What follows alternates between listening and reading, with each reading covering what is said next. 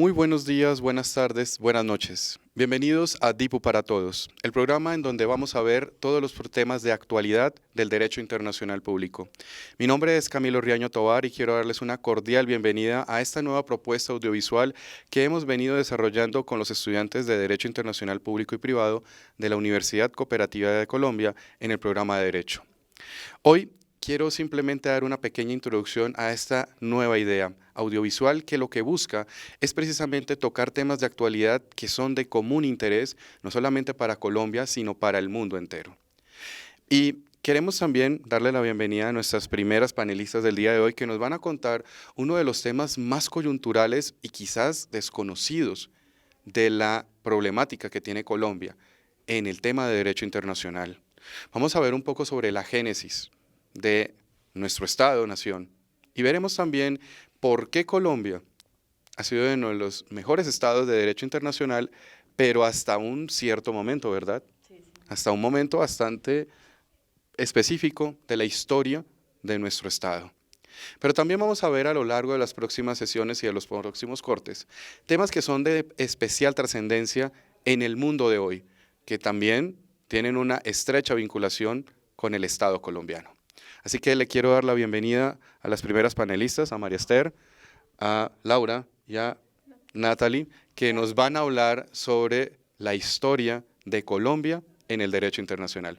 Chicas, bienvenidas y muchísimas gracias por estar aquí en DIPU para Todos. Gracias. Bueno, buenas tardes. Nosotros vamos a hablar un poco sobre la historia del derecho internacional colombiano, o más bien cómo Colombia se ha comportado durante la historia en el derecho internacional colombiano. Para ello nosotros...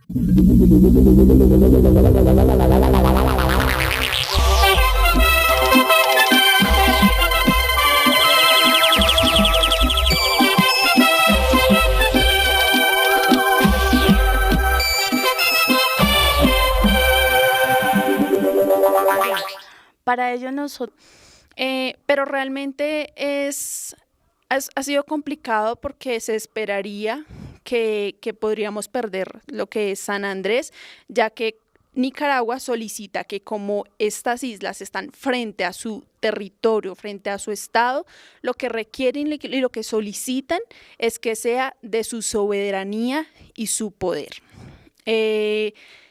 Sin embargo, pues Colombia ha sido un país que ha dejado de lado el derecho internacional, que no ha dado como la suficiente lucha, ha sido un país tímido, ha sido un país que ha dejado de lado el interés por hacerse valer, por proteger sus derechos internacionales, y no solo eso, sino que en muchos tratados vemos cómo realmente Colombia también ha dejado de cumplir con fallos acorde a la Corte Interamericana, y esto también hace que pues perdamos credibilidad.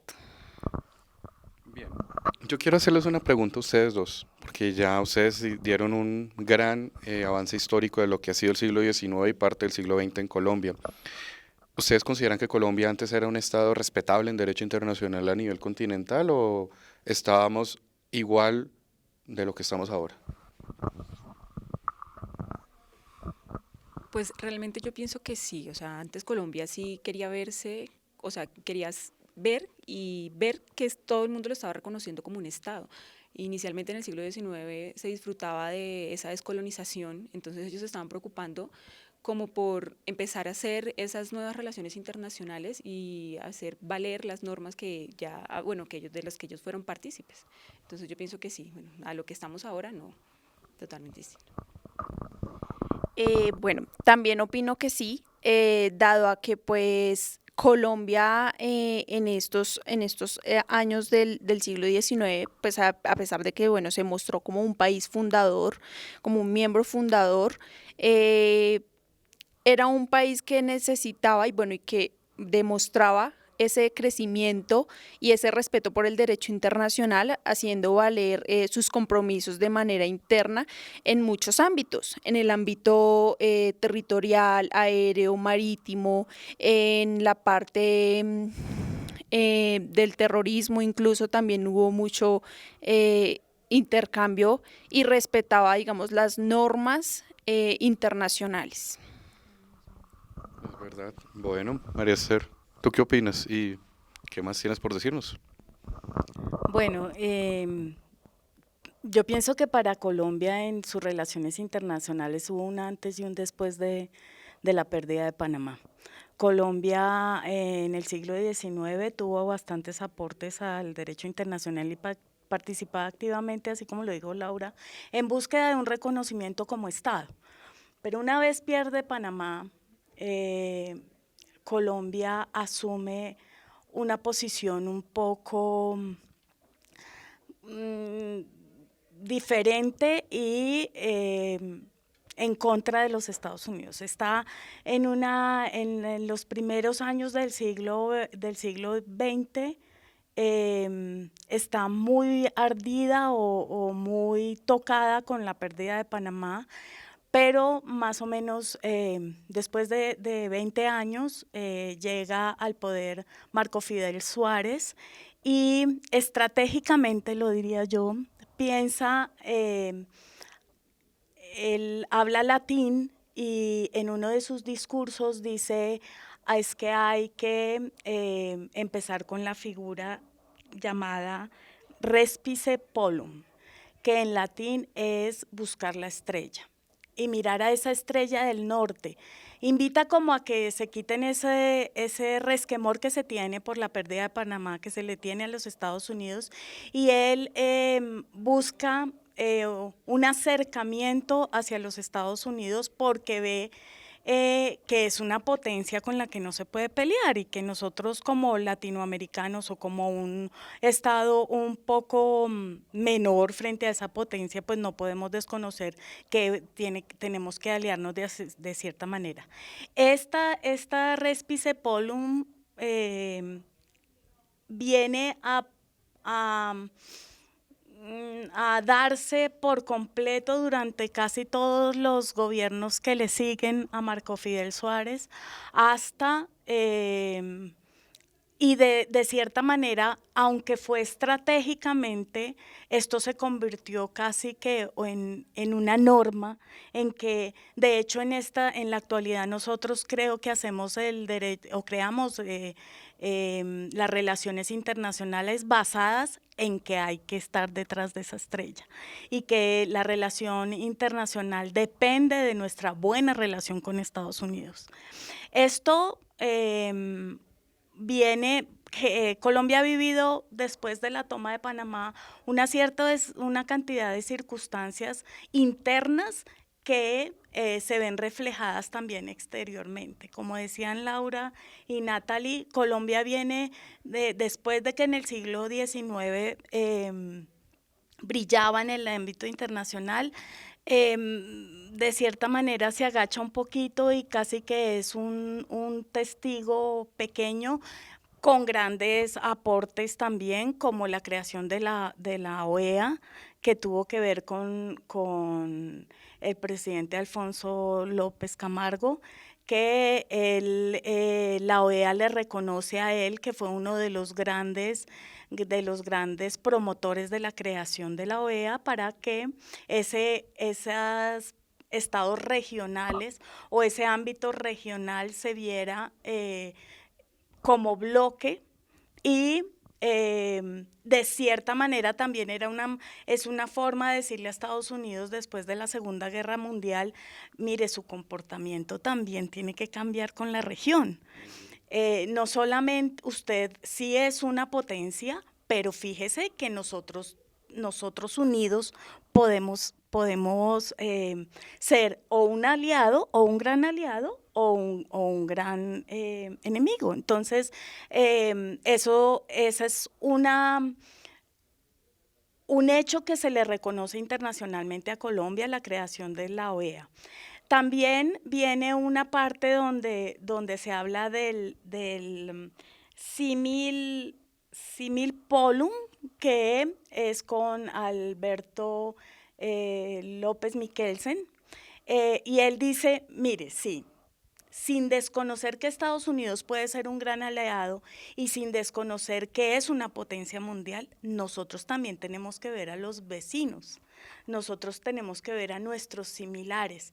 Entonces él propone que el ámbito regional se consolide y busca no solamente aliarse con Estados Unidos estratégicamente, políticamente y económicamente, sino busca que Colombia también tenga tratados de comercio internacional con nuestros vecinos. Colombia tiene hechos históricos internos que en el ámbito internacional pues nos reconocen desafortunadamente, como después de la Guerra Fría que se da entre Estados Unidos, la Unión Soviética, que dura 40 años, una guerra que trae consigo una cantidad de barbarie y no solamente de muertos, sino también de problemas económicos, de problemas sociales y finalmente de una guerra, pues todo lo que conlleva una guerra. Colombia busca estratégicamente apoyar a Estados Unidos, pero después de esa Guerra Fría, Colombia vive su propia Guerra Fría. Y vivimos esos años de violencia donde la Guerra Fría no solamente se da, esa lucha la permea el narcotráfico y trae consigo consecuencias fatales económicas. A pesar de que Colombia después de la Guerra Fría trató de alejarse un poco de Estados Unidos, pues queda económicamente muy, muy golpeada y tiene que volver a buscar ese apoyo. Con Belisario Betancur se ve que es algo que extraña en las relaciones internacionales, porque Belisario Betancur era un presidente conservador y se creía que iba a estar totalmente en apoyo con Estados Unidos.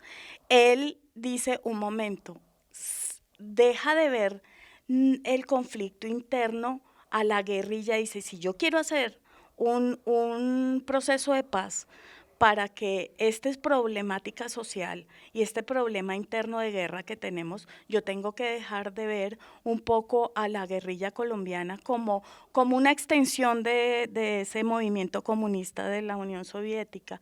Y él se aleja un poco de Estados Unidos, que es una sorpresa, pero también genera que la región colabore con nuestra problemática. ¿Por qué? Porque él dice, a pesar de que esto es una problemática interna, esto afecta a la región y ustedes también tienen que ayudar a que nosotros podamos luchar con esto y nos podamos sentar a firmar un proceso de paz. Entonces, una vez se cae la Unión Soviética y una vez pasa la Guerra Fría, pues Colombia, siento que en el ámbito internacional ha dejado un poco de lado ese protagonismo, aunque nosotros firmamos tratados comerciales con los otros países. Con César Gaviria empezamos a buscar unos tratados de libre comercio que nos dieron un papel protagónico de cierta manera con otros países por ese intercambio comercial. Ya dejamos de ser portadores de ideas o de normatividad que cambie la situación del planeta.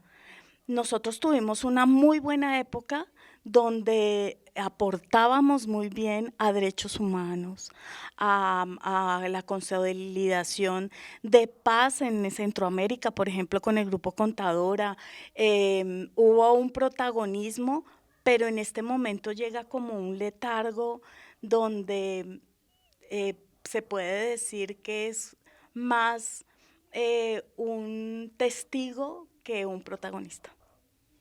Muchas gracias, doctor. Bien, yo quiero en la parte final de este segmento de DIPU para Todos, hoy que es 24 de octubre, hacerles unas preguntas rápidas. Ustedes van a contestar sí o no, y yo después les doy la respuesta. ¿Les parece? Colombia, históricamente, ¿ha tenido buenos embajadores? ¿Sí o no? Laura. No. Natalie. No. Sí, tuvo uno especialmente que es muy reconocido, que es el que colaboró para que la OEA se creara, que fue Alfonso López Camargo. Alberto López Camargo. De hecho, en Estados Unidos decían que si todos los países latinoamericanos tuvieran un presidente como Alberto Lleras Camargo, que fue embajador y que fue conciliador sobre todo, Latinoamérica tendría otro destino. Estoy de acuerdo. De hecho, sí, Colombia sí ha tenido históricamente muy buenos embajadores. Desde la época de la independencia, que tú muy bien lo relatabas, Laura, Colombia históricamente tuvo muy buenos representantes diplomáticos, pero a nivel continental hay que mencionarlo. Sin embargo, es curioso que desde el siglo XX, más o menos desde 1900, 1904, cuando tuvimos los primeros rezagos de la separación de Panamá, Colombia ha tenido una muy buena, entre comillas, formación diplomática que se ha venido rezagando en el tiempo, precisamente porque no se continuó con la escuela de Alberto Lleras Camargo, ni mucho menos con otros grandes diplomáticos como lo fue Héctor Charri Samper, el maestro Alfredo Vázquez Carrizosa, Enrique Zuleta Ángel y demás. Bueno, segunda pregunta. Colombia históricamente fue creadora de otras organizaciones internacionales aparte de la ONU, ¿sí o no? Sí. Sí. Sí. Pero, Pero en este momento no me acuerdo. ¿saben de cuáles? Sí, La ONU es una. ¿Cuál otra? la OEA. La OEA es otra.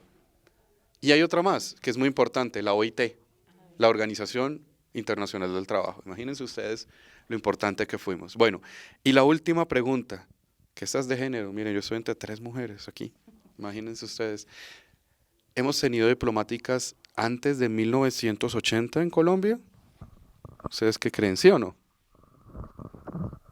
Yo pienso que sí. No. 80.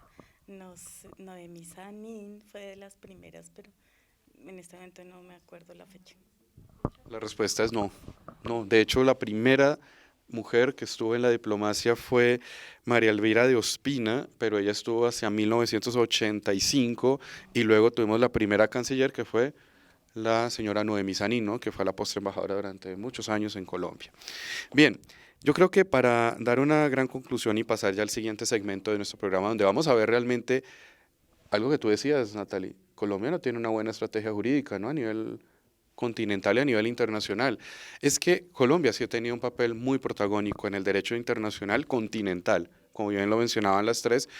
Hemos tenido un papel sumamente protagónico que desde los inicios de nuestro Estado, 1821, hasta más o menos 1945, yo diría que todo el periodo de la Guerra Fría hasta los años 90, Colombia ha venido en un franco declive, en donde naturalmente hemos venido suscitando situaciones como lo que tú reseñabas de las estrategias mal infundadas con respecto a la Corte Internacional de Justicia, la pésima participación geopolítica, en donde tuvimos grandes estrellas de la diplomacia, de la política internacional, como los expresidentes Alberto Lleras Camargo, el expresidente López Miquelsen, el expresidente Rojas Pinilla, que pues no lo quieren mucho en Colombia, pero fue un gran presidente también, y también uno de los mejores presidentes a nivel diplomático, que fue Enrique Olaya Herrera, que fue el único que pudo mitigar la guerra con Perú.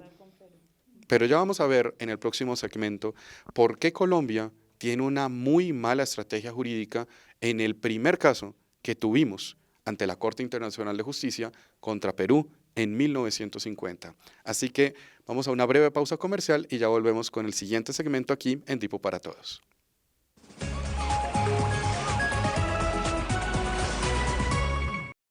Buenas noches, esto es DIPU para Todos y en este momento vamos a entrar a la sección de estas son las ideas y estos son nuestros notichismes. En notichismes, el día de hoy no me lo van a creer a quién tenemos en este lugar. En este estudio tenemos a 4 personas importantes, 4 eminencias del derecho internacional. Hoy le venimos a hablar del caso de asilo político de Víctor Haya de la Torre. Era un diputado peruano. Este diputado presentó su propuesta de asilo en Colombia. Vamos en el estudio a tener un relato de Ángela. Hola Ángela, ¿cómo estás? Hola, ¿cómo estás, Jimena? Muy bien, Ángela. Nos cuentan el día de hoy que nos tienes en primicia el caso del asilo político. Este caso que se dio en el año 1949 hasta 1951, exactamente el 13 de mayo. Cuéntanos, Ángela, ¿qué nos tienes por contar sobre este caso? Hola, buenas noches. Aquí queremos dar como una apertura, como una pequeña introducción para asimilar el caso en mención, iniciando como el derecho de asilo es una institución del derecho internacional que a través de la práctica ha formado parte fundamental de las relaciones internacionales. Sin embargo, su legitimidad y observancia no son homogéneas en todos los países del mundo. El análisis del derecho de asilo como producto de una práctica constante de los estados se enmarca en la costumbre internacional como fuente de la norma internacional. Muchas gracias, Ángela, por esa intervención. Sin embargo, Ángela, pues tenemos, digamos que muchas preguntas que nos están haciendo nuestros televidentes. Una de estas preguntas, Ángela, la voy a leer acá y dice, ¿qué regulación tiene el derecho internacional en este caso, en el caso del asilo político, donde vemos que los intervinientes son Colombia, nuestro país en el que estamos, y Perú? Cuéntanos, Ángela, ¿cuál es esa intervención o esa regulación que tenemos? Bueno, para el caso tenemos algunos alcances desde mediados del siglo XIX y finales del siglo XX. Aquí tenemos algunas convenciones, como son el Tratado de Extradición por Delitos Políticos en 1823 entre Colombia y México, la Conferencia sobre el Asilo Diplomático 1867 en Lima, el Tratado de Derecho Penal Internacional en 1889 en Montevideo. Tenemos el Tratado de Extradición y Protección contra el Anarquismo en 1902 en México. Tenemos la Convención sobre Asilo en 1928 en La Habana. La Convención sobre el Asilo Político 1933 en Montevideo. El Proyecto de Convención sobre el Derecho de Asilo en 1937, Sociedad de Naciones. El Tratado sobre Asilo y Refugio Político 1939 en Montevideo. La Convención sobre Asilo Territorial, Convención sobre Asilo Político 1954, Caracas Multilateral. Ángela, muchas gracias por esta valiosa intervención. Yo sé que tu tiempo en este estudio es muy valioso, las diferentes ocupaciones que debes de tener este momento. Te agradecemos, Ángela. Muchas gracias por haber asistido y por instruirnos de esta manera. Gracias, Ángela. Ok, estaré atenta a cualquier otra inquietud. Muchas gracias. A continuación, tenemos un segundo invitado. Esta persona es Sergio Barrientos. Yo creo que ustedes han escuchado hablar de él. Abogado de la Universidad Cooperativa de Colombia. Tiene una maestría en Derecho Internacional y él viene a hablarnos sobre las ideas principales que llevó al caso del asilo político entre Colombia y Perú, de este exdiputado del caso de 1949. Él está en este momento desde el estudio en Perú, exactamente en Lima. Sergio, muy buenas noches. Buenas noches para todos los televidentes. Para contextualizar un poco, el señor Víctor Raúl Haya era un diputado que pertenecía al movimiento político Alianza Popular Revolución de América. En ese entonces hubo un golpe de Estado donde las fuerzas militares lo acusan a este diputado como de rebelión, el cual el señor Víctor se dirige a la embajada colombiana a solicitar el asilo político. Las ideas principales de este tema de derecho internacional son que el Estado colombiano acoge al señor Víctor Raúl Haya, mientras que el Estado de Perú solicita que lo entregue para su respectivo juicio. Aquí surgen dos ideas principales. Si estuvo bien por parte de Colombia recibir a este señor y si el Estado peruano tiene la obligación de dar un salvoconducto para su respectiva salida del país. La Corte decide resolver esta situación con el Tratado de Lima, el cual fue firmado entre los dos estados, y le da como la oportunidad al señor Víctor Raúl Haya que salga después de 5 años, 3 meses y 3 días de estar viviendo en la embajada colombiana, le da esta oportunidad que salga del estado peruano hacia la Ciudad de México, hacia el país donde lo iban a recibir después de estar tanto tiempo. Muchas gracias. Sergio, muchas gracias a todos los televidentes por prestar atención. Les pedimos disculpas de pronto si en algún momento tuvimos algún tipo de interferencia, teniendo en cuenta que Sergio está desde Lima. Pero como en Notichismes no nos podemos quedar a medias, vamos a continuar con nuestro tercer invitado. Nuestro tercer invitado hizo un esfuerzo grandísimo para estar acá. Él, a pesar de su condición de salud, está en este momento acá. Él es Edward Cocunubu. Edward es abogado, es especialista en Derecho Internacional. Él nos va a venir a dar como un breve recuento de todo lo que pasó en ese tema de asilo político. Edward, buenas noches. Muy buenas noches, ¿cómo están?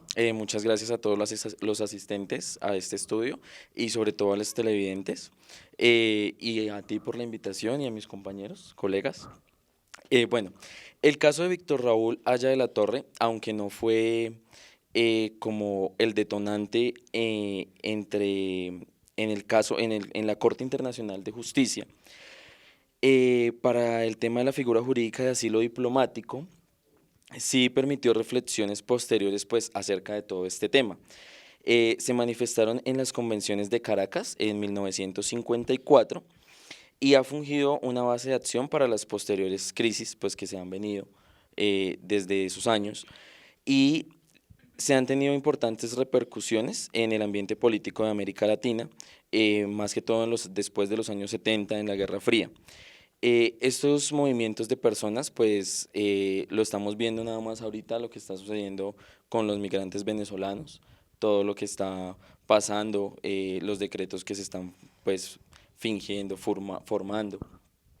Y creo yo que estas medidas y regulaciones se observan es por las tradiciones y defensas de la soberanía y la territorialidad.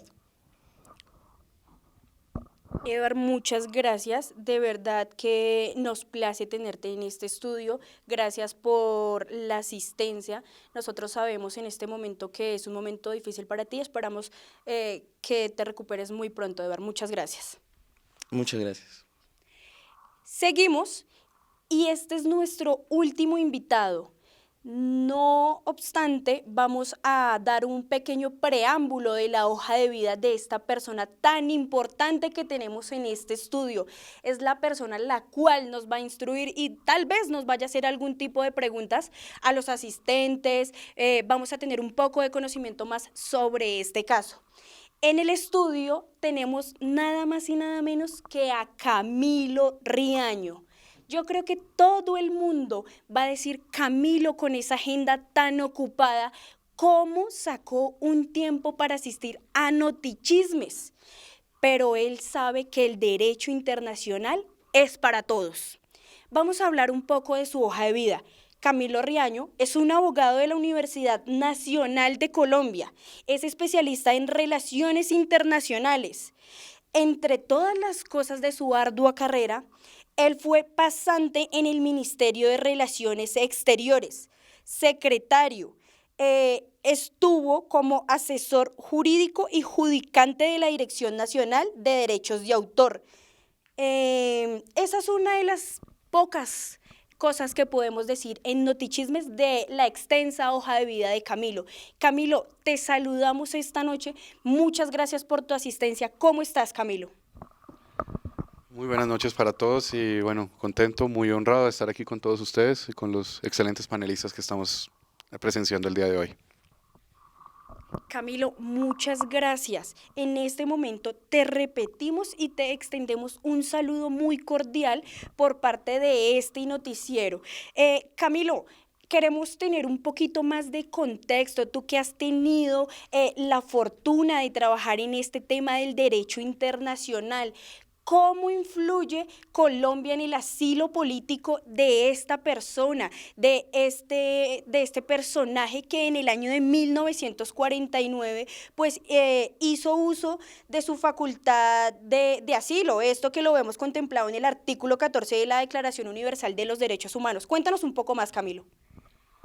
Bueno, para empezar, como bien lo reseñaban mis anteriores compañeros aquí del panel, Víctor Raúl Haya de la Torre pues, fue uno de los políticos más importantes del siglo XX, dado que pues, él fue el líder del caudillismo en Perú y estuvo muy aliado al partido de izquierda peruano, que entre otras cosas pues, no era muy bien visto en la época recién empezando la Guerra Fría en el continente.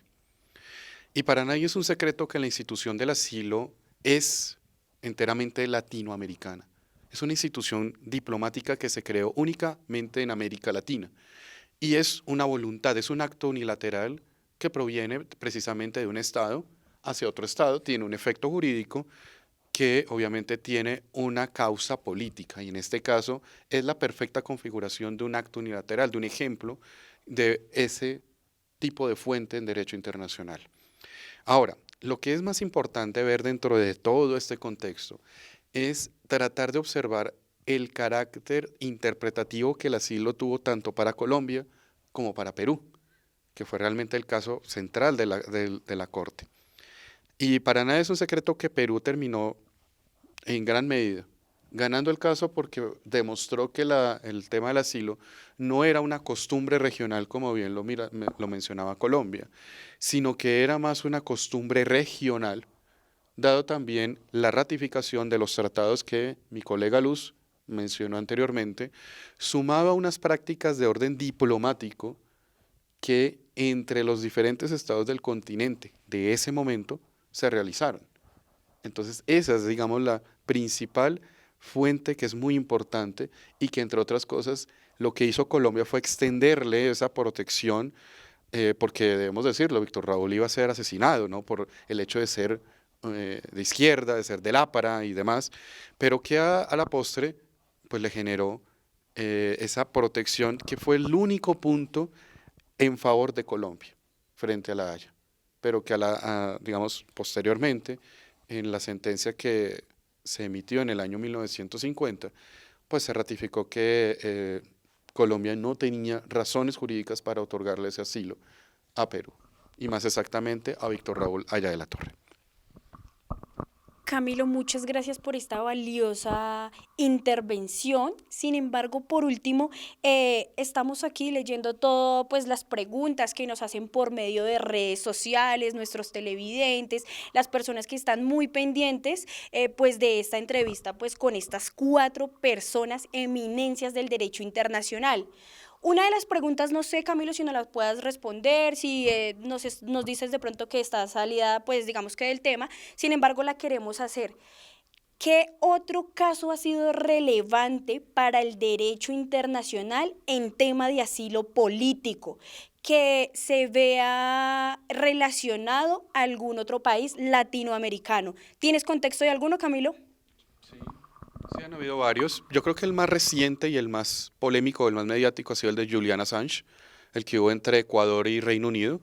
Ustedes saben, Julian Assange fue uno de los principales protagonistas del caso Wikileaks hacia el año 2014, 2016, pero que obviamente por las persecuciones que tuvo por parte de los Estados Unidos de América y de la red de protección internacional que tiene muy buena parte de los llamados estados de primer mundo, a Julian Assange le tocó huir a la embajada más cercana que le pudiera otorgar ese asilo político.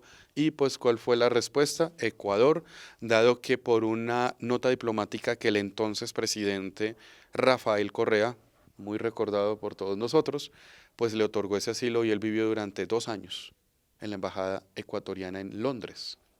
Y pues posteriormente se pidió un corredor humanitario, que es una figura diplomática en donde se le puede otorgar un cierto plazo para que la persona se traslade de esa extraterritorialidad de la Embajada de Ecuador, como bien lo mencionaba mi colega Edward, para que posteriormente se trasladara a territorio ecuatoriano continental, es decir, llegar a Quito. Pero pues esto no se logró y ustedes ya saben cómo terminó el asunto. Julian Assange fue capturado en Londres y posteriormente fue extraditado a los Estados Unidos por delito de felonía internacional, dado el tema de espionaje. Camilo, muchas gracias a todos nuestros televidentes. Y como el tiempo en televisión es muy corta, sabemos que el tema es súper interesante, pero ya dimos un preámbulo, ya dimos las respuestas a todos nuestros televidentes. Queremos darle las gracias a cada una de estas personas que vino y nos brindó mucho tiempo y tiempo valioso de sus vidas, de sus carreras profesionales y de sus ocupaciones.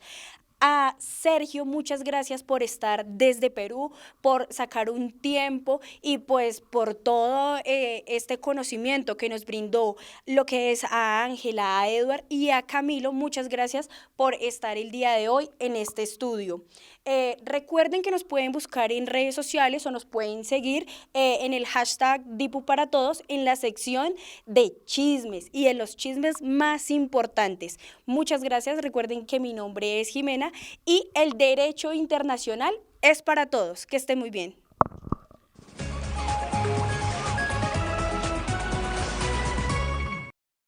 Buenos días, buenas tardes, buenas noches desde el lugar y el momento donde nos vean. Este es el noticiero de Derecho Internacional para Todos. El día de hoy vamos a hablar de un tema muy interesante, sumamente importante para todas las personas, el cual es inmunidades y privilegios diplomáticos, que es una de las instituciones más antiguas de la comunidad del derecho internacional, varios siglos de práctica. Los reinos como tal enviaban a mensajeros con diferentes mensajes, diferentes razones, y a los reinos a veces no les parecía, no les agradaba, y los mensajeros terminaban siendo torturados y pues ejecutados como tal.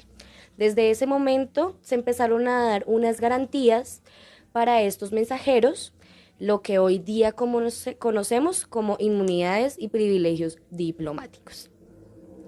La práctica internacional, podemos tener en cuenta que las Naciones Unidas crea 2 convenciones, la cual es primera Convención de Viena sobre relaciones diplomáticas y Convención de Viena sobre relaciones consulares. Se recopila lo ya realizado por bastante tiempo, como les comentaba sobre los mensajeros, y pues esta está vinculada con la costumbre internacional. Estos, como ya lo había mencionado, son realizados por las Naciones Unidas y como tal se hace una codificación pues del derecho internacional. En las inmunidades y privilegios vamos a encontrar 2 ejemplares muy importantes, lo cual es inmunidad diplomática e inviolabilidad personal. La inmunidad diplomática es de carácter procesal, son las garantías que se le van a dar al representante del Estado para realizar diferentes tratados, convenios o simplemente llevar información. ¿Para qué se realiza esto? Para que haya una relación de amistad entre estados y, como bien sabemos, queridos televidentes, esto en el ámbito económico va a ser de gran ayuda. La inviolabilidad personal son efectos que el diplomático pues no puede ser agredido ni arrestado. Se habla de los derechos fundamentales de esta persona, donde pues si las naciones o los estados como tal no llegan a respetar estas convenciones, estos van a tener un proceso internacional, ya que pues son las Naciones Unidas las que se encargan de la regulación y mantener pues este proceso de las convenciones. Esto permite tanto a los diplomáticos como a los cónsules la libre función de sus actividades en la representación de un jefe de Estado o pues como de un Estado como tal. Debemos tener en cuenta que estas personas no se pueden extralimitar, pues porque obviamente en caso dado de que lleguen a incurrir en un delito, estos ya van a perder sus garantías y beneficios y van a estar juzgados por las normas. Los cónsules tienen una inviolabilidad un poco más limitada de los diplomáticos, así como la inmunidad diplomática. Estas dos están un poco más limitadas a los diplomáticos. Las funciones de los organismos internacionales como tal, entonces no deriva como tal de la costumbre internacional. Esto deriva de un tratado internacional. Se conocen de casos específicos donde los diplomáticos han abusado de las inmunidades y privilegios, entonces pues obviamente van a producirles sanciones también. En el momento en el que esta persona llegue a realizar un acto delictivo en cierto estado donde se encuentre, va a tener ciertas sanciones disciplinarias y se va a regir entonces por la normatividad del estado donde se encuentre en el momento. Hay un ejemplo de las actuaciones que no se deben realizar, las cuales son que cometen diferentes abusos en las actuaciones de carácter civil y comercial. Entonces, no será beneficiado con inmunidad y pues los beneficios diplomáticos. Perfecto. Bueno, a se le reconoce básicamente a la persona que está haciendo en un estado la representación de otro estado. El propio estado puede privar al diplomático de la inmunidad y el privilegio si, como lo nombraba anteriormente, logra demostrar que esta persona, que este representante, sí estaba cometiendo actos delictivos y pues no estaba cumpliendo como tal con las funciones que previamente se le habían asignado para su trabajo. Las Naciones Unidas crea una convención internacional donde los estados que no cumplan, vulneren o rechacen las inmunidades y privilegios para estos representantes, estos estados van a tener unas sanciones, se les puede abrir procesos y pues esto todo va encaminado, regulado por las Naciones Unidas, ya que esta es la que se encarga de realizar este tercer documento, este tratado, donde se le van a garantizar estos beneficios y que los estados pues van a respetar todo lo estipulado. A continuación vamos a realizar una entrevista a personas que veamos en la calle para preguntarles si han escuchado, si conocen sobre el término inmunidades y privilegios diplomáticos. ¿Será relevante? ¿No será relevante? No se lo pierdan. En el siguiente capítulo van a ver toda la información. Derecho internacional para todo el mundo. Buenas tardes. El día de hoy nos encontramos en Derecho Internacional para Todos. El día de hoy estaremos entrevistando a personas del común para ver si saben qué significa, qué es relevante o irrelevante para su vida, el inmunidades y privilegios diplomáticos. ¿Sabrán? ¿Se les importará un poquito el tema? No se lo pierdan. Derecho Internacional para todo el mundo. El día de hoy nos encontramos con... John. ¿A qué te dedicas, John? Soy estudiante de Seguridad y Salud en el Trabajo. Perfecto, John. El día de hoy te voy a hacer una pregunta muy clara. ¿Sabes qué significa o has escuchado el tema de inmunidades y privilegios diplomáticos? No, la verdad no. Bueno, el día de hoy te voy a explicar un poco de qué se trata el tema.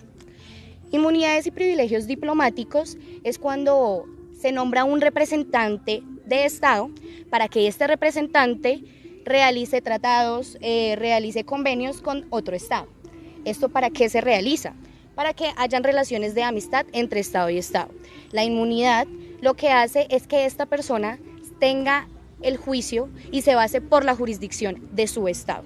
No puede ser juzgado por la jurisdicción del Estado en el que en el momento está residiendo o está haciendo dicha negociación. ¿Te queda un poco más claro, John? Sí, señora. Bueno, ya escuchando la información, ¿qué te parece el tema? ¿Interesante, relevante o irrelevante para ti como ciudadano? No, viene siendo algo interesante, es bueno saberlo, la verdad. Vale, John, muchísimas gracias, espero tengas un excelente día. Y recuerden, el derecho internacional es para todo el mundo. Buenas tardes, buenos días, buenas noches, dependiendo del lugar y el horario en que se encuentren viendo este video.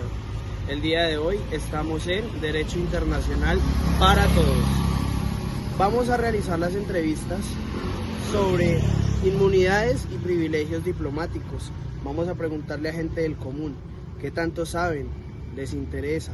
¿Es relevante este tema en sus vidas cotidianas? No se lo pierdan. Bueno, empezando con las entrevistas, nos encontramos acá con el abogado internacionalista Jorge Nieto. Trabaja en el Ministerio de Relaciones Exteriores y nos va a hablar un poco sobre qué piensa de quiénes son esos funcionarios que deben tener estos privilegios e inmunidades diplomáticas. Jorge, buenas tardes. Buenas tardes, Alejandro, muchas gracias por la entrevista. De acuerdo a tu pregunta, los funcionarios que tienen esos beneficios y esa virtud serían los cónsules que trabajan en cada una de estas embajadas alrededor del mundo y gozan de estos privilegios para el tema de, por ejemplo, exentos de impuestos, ellos no pagarían impuestos, y en el tema judicial tienen también unas prerrogativas que le ayudan también a él y a su familia en cualquier situación que se le presente. Bueno, continuando con esto y viendo la respuesta del abogado Nieto, su merced de pronto sabe en qué año se inscribieron estas inmunidades y privilegios diplomáticos a nivel internacional. Sí, tengo entendido que alrededor de 1963 se crea la inmunidad diplomática a nivel mundial bajo la figura en el Tratado de Ginebra, si no estoy mal, para los beneficios y los procedimientos que desarrollan cada uno de. Y bueno, seguimos con este trabajo de preguntarle a las personas sobre si saben o no de inmunidades y privilegios diplomáticos. Estamos en la búsqueda, ya hemos visto que hay personas que saben, que no saben. Vamos a mirar qué nos pasa con nuestra siguiente persona. Hola, muy buenas tardes. Vengo del noticiero Derecho Internacional para Todos y quisiera realizarte una pregunta. Sí, claro. Primero que todo, ¿me regalas tu nombre, por favor? Jefferson Camacho. ¿A qué te dedicas, Jefferson? Soy estudiante. Perfecto. Bueno, el día de hoy te voy a preguntar si sabes o has escuchado sobre inmunidades y privilegios diplomáticos. No, la verdad no he escuchado nada del tema. Vale, perfecto. Te voy a dar una breve explicación. Bueno, las inmunidades y privilegios diplomáticos son cuando se nombra un representante de un Estado, este Estado, ejemplo, Colombia, para que se hagan negociaciones, tratados o se envíen mensajes a diferentes estados. Tú, como representante, te vas a basar y vas a estar regido por la jurisdicción de tu país. Obviamente tenemos que tener en cuenta que siempre se deben respetar pues las normas del estado donde pues en el momento nos encontramos. Son diferentes características, garantías que le van a dar a la persona como esa seguridad de pues estar en otro estado, ¿perfecto? Bueno, con esta información que te acabo de brindar, deseo preguntarte si esta información ha sido buena, importante, relevante o irrelevante para ti como ciudadano y el ponerte un poco a pensar si los representantes que estamos enviando en realidad están haciendo un buen trabajo. Bueno, principalmente pues bueno, la información me parece buena, pues es bueno estar enterado de distintos temas de interés general, porque creo que es un interés general de muchos públicos y de muchas personas, debido a que pues es algo que nos corresponde a todos los colombianos, ¿sí? Porque son representantes que van a representarnos como colombianos. Entonces sí es muy importante tener esa información. Me parece chévere como lo que haces de informar a las personas y listo. Vale, muchísimas gracias y recuerden que el derecho internacional es para todos. Bueno, y seguimos caminando, recorriendo las calles de este hermoso país, en donde nos encontramos a una ingeniera ambiental de nombre Lina Cortés. Buenas tardes, Lina. Buenas tardes. Agradezco mucho tu tiempo para colaborarnos con esta entrevista. El tema de la entrevista son inmunidades y privilegios diplomáticos a nivel internacional. ¿Sabes tú qué es la inmunidad diplomática? Sí, tengo entendido que son las facultades o de cierta manera privilegios a los que tiene acceso un diplomado o empleado público que viene del exterior. Muy bien, tienes una idea de lo que es una inmunidad diplomática. ¿Y sabes qué tan importante puede ser esta inmunidad diplomática para estos funcionarios? Considero que es importante debido a que le permite tener una libertad de juicio dentro del país en el que está laborando o ejerciendo sus funciones sin tener ningún juicio de valor o ninguna presión dentro de ese mismo país. Bueno, y así nos seguimos dando cuenta del conocimiento que tiene la gente en su día a día sobre las inmunidades y privilegios diplomáticos. Y recordemos, el derecho internacional es para todos. Derecho internacional para todo el mundo. Hoy nos encontramos con Erika. Erika, ¿a qué te dedicas? Trabajo y estudio Derecho. Perfecto, Erika. El día de hoy te quiero hacer una pregunta y es si tienes conocimiento, si has escuchado sobre inmunidades y privilegios diplomáticos. Sí. Perfecto. Bueno, entonces a continuación te voy a hacer una pregunta, ya que ella sabe, entonces vamos a la segunda. Bueno, en inmunidades y privilegios diplomáticos existen dos variables, entonces Partes fundamentales. Sí, una es inmunidad diplomática y la otra es inviolabilidad personal. ¿Has escuchado estos dos términos? Sí. ¿Me podrías hablar un poquito de ellos? Bueno, la inmunidad diplomática tiene que ver con todo los beneficios que se le dan a las personas que ocupan un cargo de función pública, las protecciones que se les dan y la diferente jurisdicción con la que se les hace la cosa juzgada. Y la inviolabilidad personal son los derechos fundamentales a los que todos tenemos acceso y a los que ninguno de nosotros se puede violar entre sí. Bueno, Erika, muy bien. Me encanta de que a las personas que he logrado entrevistar el día de hoy, aunque no sepan, tienen como esa intriga de saber qué es, y tú que sabes, entonces tienes como gran conocimiento, y me parece que eso es algo supremamente importante para hoy día. Me gustaría preguntarte si esto de inmunidades y, bueno, diplomáticos tiene alguna relevancia para ti como ciudadana. En lo personal no, eso compete solamente a la actividad administrativa que ejercen los funcionarios públicos. Perfecto, Erika, muchísimas gracias. Y recuerda que el derecho internacional es para todos. Bueno, y dando continuidad a nuestras entrevistas de Derecho Internacional Público, porque el derecho internacional es para todos, nos tomamos el atrevimiento de buscar en su finca, en su sitio de descanso, al ingeniero topográfico especialista en construcción de pavimentos, el señor Carlos Andrés García, quien muy amablemente nos va a dar su opinión frente al tema de inmunidades y privilegios diplomáticos desde su conocimiento. Ingeniero, muy buenas tardes. Le agradecemos mucho el tiempo y la colaboración para esta entrevista. Bueno, dentro de las preguntas que le tengo pronosticadas, quisiera saber qué piensa usted sobre los privilegios e inmunidades diplomáticas para los funcionarios del Estado. Buenas tardes, Alejandro.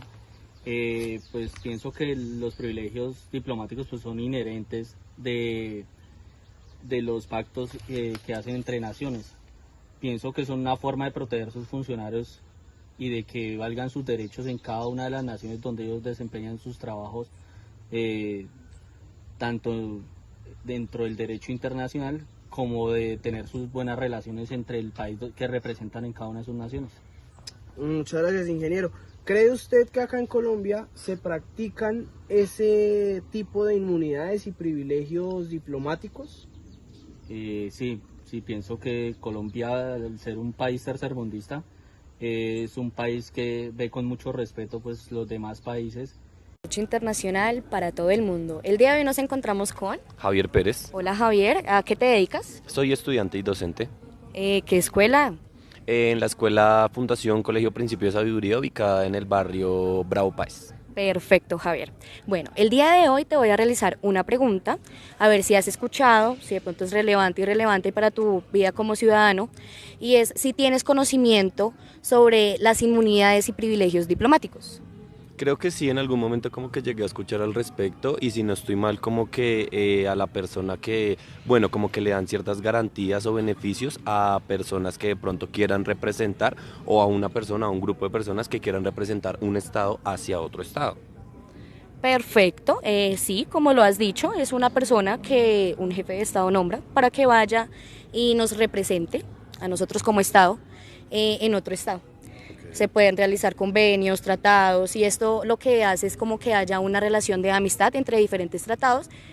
Igual se sabe que pues esto también en lo económico pues es algo que colabora mucho. Perfecto, Javier. ¿Has escuchado sobre los convenios de Viena hechos por las Naciones Unidas, el cual es convenio de Viena sobre relaciones diplomáticas y convenio de Viena sobre relaciones consulares? Qué pena. Sí, señora, sí he escuchado sobre ello. Perfecto, Javier. Entonces te voy a hacer una pregunta, de pronto hayas escuchado, tengas conocimiento sobre si las Naciones Unidas creó algún documento, algún reglamento sobre sobre los estados que no cumplan con las garantías pues dichas en los dos convenios anteriores. Pues he escuchado como algo al respecto, creo que sí, como que tienen un tratado que habla sobre que le imponen sanciones si de pronto el Estado no está de acuerdo o no apoya como al representante legal. Entonces en este caso como que no le da la importancia, y creo que el Estado se ve como sancionado en ese aspecto. No estoy seguro del todo. Sí tienes razón. Cuando los estados no cumplen con las garantías o hacia los representantes que se encuentren pues residiendo en ese estado, mientras se hacen las relaciones, convenios o se lleven los mensajes, pues estos tendrán sanciones procesales, se pueden realizar procesos a estos internacionales, pues ya que son las Naciones Unidas las que han pues regulado todo este tema. Vale, Javier, ya bueno, para finalizar este tema, para tu vida como ciudadano, afecta, no afecta, relevante, irrelevante, ¿qué opinas? No, pues es un tema, digamos, pues yo lo tomo en el aspecto de ser docente, y es un tema importante porque pues uno está está como enseñándole a generaciones futuras, entonces es bueno pues uno como enterarse y conocer de estos temas para sí mismo pues uno como que darle como esos consejos o de pronto esas enseñanzas a las personas para que pues sepan un poco más a fondo sobre las cosas como de este tipo que son importantes. Vale, Javier, muchísimas gracias, y recuerda que el derecho internacional es para todos.